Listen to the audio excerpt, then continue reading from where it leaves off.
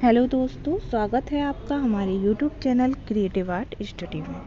आज का हमारा टॉपिक है तान और यहाँ पर मैं बात करती हूँ विजुअल आर्ट के टॉपिक्स के बारे में।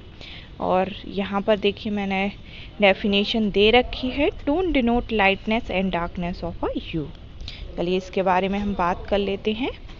तान रंगत के हल्केपन व गहरेपन की द्योतक है जो किसी भी वर्ण में सफ़ेद व काले रंग के मिश्रण से बनती है।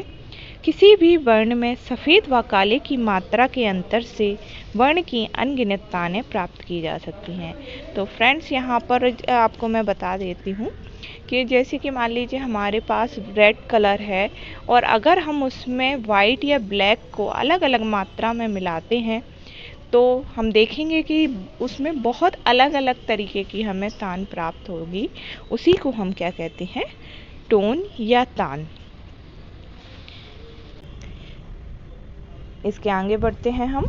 वर्ण में सफ़ेद रंग मिलाने से जो हल्की तान प्राप्त होती है उसे आभा टिंट कहा जाता है और काले रंग से प्राप्त गहरी तान को छाया शेड्स कहा जाता है। तो इससे हमें ये बात क्लियर होती है, जब भी हम किसी रंग में सफ़ेद की मात्रा मिलाते हैं तो उसको हम क्या कहेंगे, टिंट कहेंगे। जैसे आप देखिए कि हम रेड में वाइट मिलाते हैं तो हमें पिंक कलर प्राप्त होता है और पिंक में हम अलग अलग शेड्स प्राप्त कर सकते हैं वाइट के द्वारा, तो उसको हम क्या कहेंगे, टिंट या आभा। और जब भी हम किसी कलर में उसको डार्क करने के लिए काला रंग मिलाते हैं तो उसको क्या कहते हैं, शेड्स। उसमें भी हम अनगिनत ताने प्राप्त कर सकते हैं।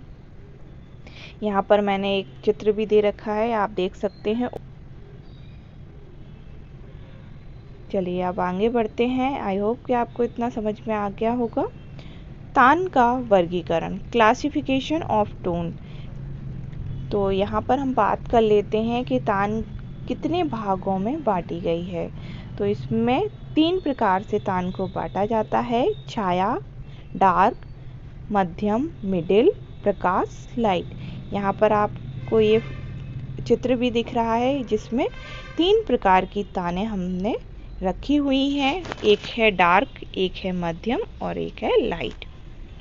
तान के प्रभाव, चित्र में विभिन्न उपायों से तान के प्रभाव प्राप्त किए जा सकते हैं। चलिए इनके बारे में हम चर्चा कर लेते हैं। पहला है विभाजन पद्धति। चित्रभूमि के अंतराल में सफ़ेद और काले का नियोजन संतुलित होना चाहिए और उनका विभाजन बराबर होना चाहिए। जैसे काले आकारों के पास सफ़ेद का प्रयोग करने से चित्रभूमि में गति प्राप्त होती है। तो इसके लिए आपको मैं बता देती हूँ कि जब भी हम पेंटिंग में कोई रंग लगाते हैं उसके आसपास हमें ध्यान रखना होता है कि उसका बैलेंस हो। जो अंतराल में हमने कलर भरे हुए हैं उनको हमें बैलेंस रखना चाहिए। उससे क्या है, हमें तान जो है वो अलग अलग तरीके से प्राप्त होती है। इसके बाद हम आते हैं परिवर्तन पद्धति। परिवर्तन पद्धति, चित्र सदैव सक्रिय व सहायक तलों में विभाजित रहता है। ऐसे में यदि मान परिवर्तित कर दिया जाए तो तान का प्रभाव बढ़ जाता है। तो इसमें हम समझते हैं जो चित्र होता है वो सदैव सक्रिय और सहायक तलों में विभाजित रहता है, यानी 2 टाइप से इसको हम विभाजित करते हैं, सहायक और सक्रिय। 2 तलों में ये विभाजित रहता है। तो इसमें अगर हम किसी का मान कम ज़्यादा कर दें तो हमारा तान का प्रभाव जो है वो बदल जाता है, बढ़ जाता है। अब इसके आगे है क्रम स्थापना पद्धति। तो हमारी ये तृतीय पद्धति हो गई है, क्रम स्थापना पद्धति। चित्र के शून्य व निष्क्रिय अंतराल को क्रम स्थापन पद्धति से जीवंत किया जा सकता है। इससे अंतराल में सक्रियता व आकारों में मधुरता लाई जा सकती है। जब भी हम कोई पेंटिंग बनाते हैं, अगर हम बैकग्राउंड बिल्कुल प्लेन रख देते हैं तो आप देखते हैं कि वो थोड़ा सा नीरस लगने लगती है पेंटिंग। तो उसको जीवंत करने के लिए हम क्रम स्थापना पद्धति का प्रयोग कर सकते हैं। उसमें अलग अलग टोन्स में हम काम कर सकते हैं। इसके बाद हमारा आता है क्षेत्र। आकार का क्षेत्र और उसकी तान दर्शक को सर्वप्रथम आकर्षित करते हैं। चित्र के दो असमान आकार एक ही तान के हैं तो उनके क्षेत्र का महत्व होता है, लेकिन समान आकार होने पर तान का महत्व बढ़ जाता है। बड़े आकार प्रफुल्लता, शक्ति तथा ऊंच के द्योतक होते हैं।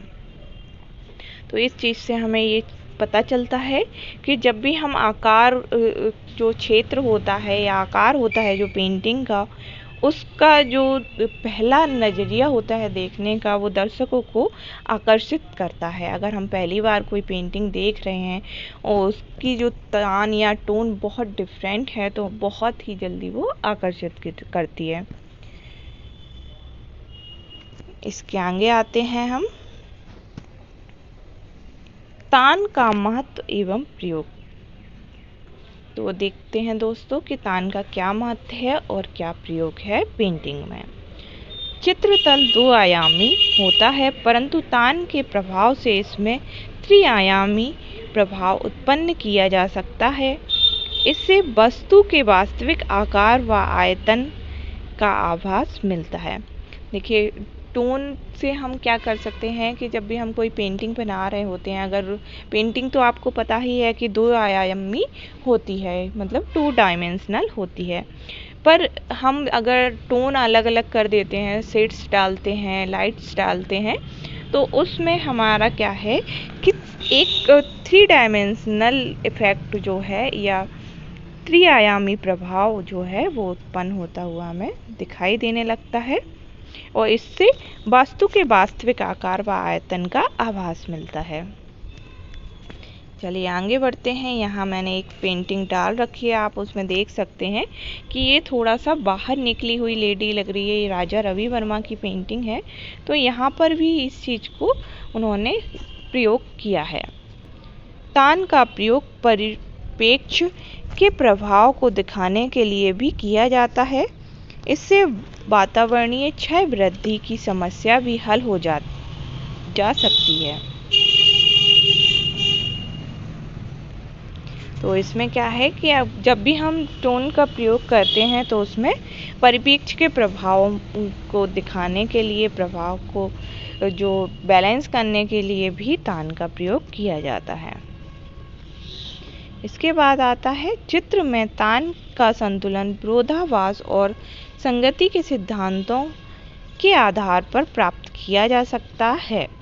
चित्रकार अपनी कुशलता से तान का प्रभाव उत्पन्न कर चित्र की एक रसता को तोड़ सकता है। जैसे कि हमने अभी पहले आपको बताया है कि बैकग्राउंड जो होता है वो आप देखते हैं कई बार बोरिंग सा लगने लगता है, तो आर्टिस्ट अपनी चॉइस के अकॉर्डिंग उसमें थोड़ा बहुत चेंजेस करके, टोन बदल के उसमें प्रभाव जो है उत्पन्न कर देता है, जिससे एक रास्ता समाप्त हो जाती है।